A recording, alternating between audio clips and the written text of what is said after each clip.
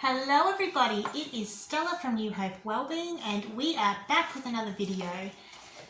I hope everybody's been enjoying their week. We finally got our cool change yesterday afternoon, so it's much more cooler today at a lovely 26 degrees. Today we are going to be discussing the goddess Athena. So she's one of the Olympian goddesses and she's known as the goddess of wisdom and good counsel and war. She's also known for the defense of towns, heroic endeavor, weaving, pottery, and various other crafts.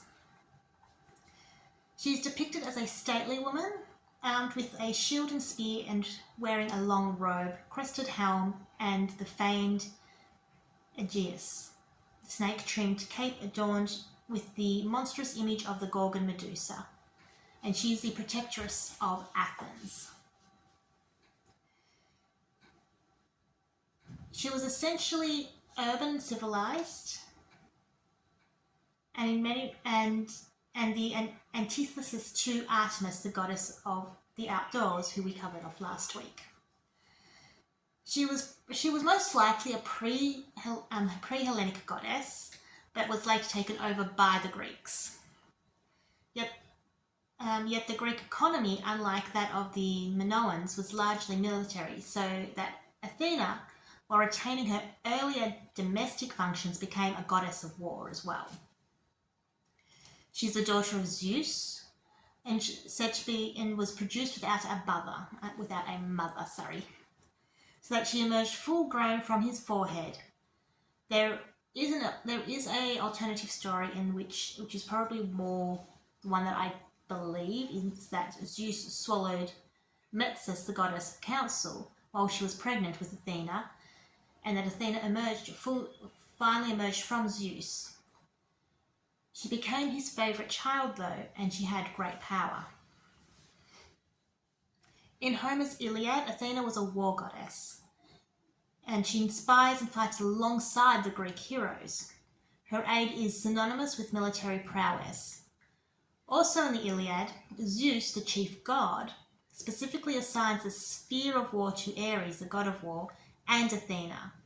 Athena's moral and military superiority to Ares derives in part from the fact that she represents the intellectual and civilized, if you can put air quotations around that, side of war, and the virtues of justice and skill, whereas Ares represents the bloodlust of war. Her superiority also derives in part from the vastly greater variety and importance of her functions, and from the patriotism of Homer's predecessors. Ares, being of foreign origin, in the Iliad, Athena is in the divine form of the heroic. She personifies excellence in close combat, victory, and glory. The qualities that lead to victory are found in the Aegeus or breastplate that Athena wears when she goes to war: fear, strife, defense, and assault. Athena appears in Homer's Odyssey as almost like a tutor to Odysseus, and later sources portray her as one of his helpers. As one of the helpers of Perseus and Hercules. As the guardian of the welfare of kings, Athena became the goddess of good counsel, of prudent restraint and practical insight, as well as war. In the post-Mycenaean times, the city, especially its citadel, replaced the palace as Athena's domain. She was widely worshipped, but in modern times, she was associated primarily with Athens, to which she gave her name. Her emergence there as city goddess, Athena Polias, or Athena, guardian of the city, accompanied the ancient city-state's transition from monarchy to democracy. She was associated with birds, particularly the owl, which became famous as the city's own symbol, and with the snake, Her birth and her contest with Poseidon, the sea god, for the seizure of the city were depicted on the pediments of the Pantheon, and the great festival of the Panathenea, which is held in July, or was held in July, I should say, which celebrated her birthday. She was also celebrated throughout other cities as well, most notably also in Sparta. She became the goddess of crafts and skilled peacetime pursuits in general. She was particularly known as the patroness of spinning and weaving. She ultimately became to be personified with wisdom and righteousness as a natural development of her as the patroness of skills. Athena was one of the most important Olympian gods. She had many functions, and she was known under many different epithets.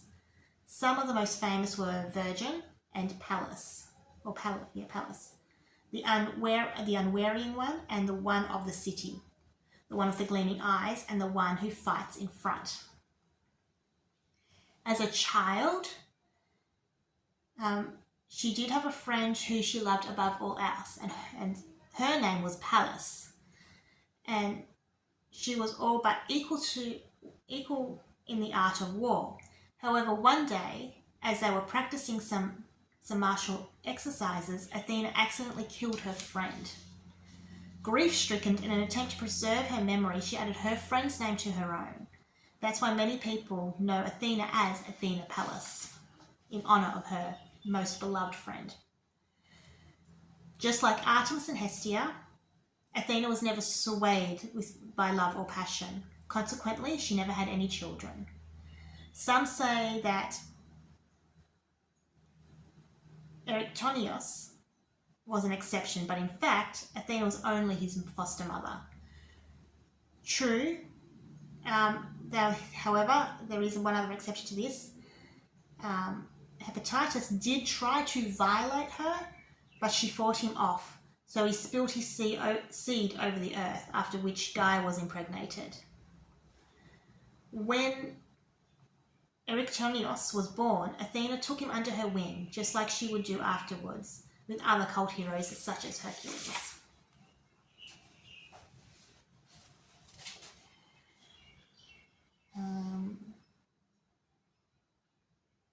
So this is just a little bit more in relation to the battle between Poseidon and Athena, they had their much publicized quarrel over who deserved to be patron of the most prosperous ancient city, which was Athens. Poseidon claimed that the city would benefit more from him than Athena, and to prove this, he struck his trident into the rock, creating a seawater stream which welled up in the temple on the north side of the Acropolis. Smart as she was, Athena did nothing spectacular. She merely planted an olive tree. However, the first king of Athens, Cercops, who was the judge of the contest, realized that the olive tree was much more beneficial, since it gave the Athenians fruit, oil, and wood. Now, her most famous myth connects Athena with handicrafts is the story of the Arachne, a mortal craftswoman who boasted that she was more skillful than Athena herself. Athena offered her a chance to repent, but after Arachne refused, she challenged her to a weaving duel. The goddess fashioned a beautiful tapestry which illustrated the gruesome fate of the mortals who had the hubris of challenging the gods. Arachne, on the other hand, chose for a subject the stories of the mortals unjustly victimized by the gods. She didn't even have a chance to finish. Enraged and offended, Athena tore Arachne's fabric to pieces and turned her into a spider. As such, Arachne was doomed to weave forever since. She had numerous shrines throughout Greece, many of which were established on the fortified hilltop of citadels of towns. Her presence was believed to ensure the security of a settlement in times of war. The most significant of her shrines in the Peloponnese were located in the Acropolis of Athens and Sparta. But she did, however, have many, many more throughout. There was the cult. There was also a cult in Megaris, which is southern Greece. The cult there's another one in Corinthia. Obviously, Athens had many festivals to Athena throughout the year.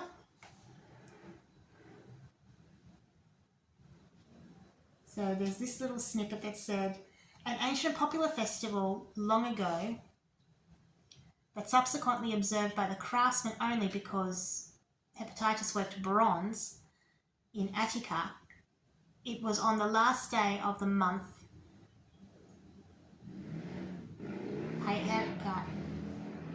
Paianispion. I don't think that's how you pronounce it. The day when priestesses together would preserve the peoples of Athens. So that is just a little bit about the goddess Athena. Yes, she had many festivals. A lot of them were in Athens, but there were quite a few throughout Greece. She did have many temples, obviously throughout Greece as well. She was very well revered and respected amongst the Greek population. So we will be back next week with some more videos. Until then, I hope everybody has a great weekend and enjoys the rest of their week. And we'll chat soon. Bye!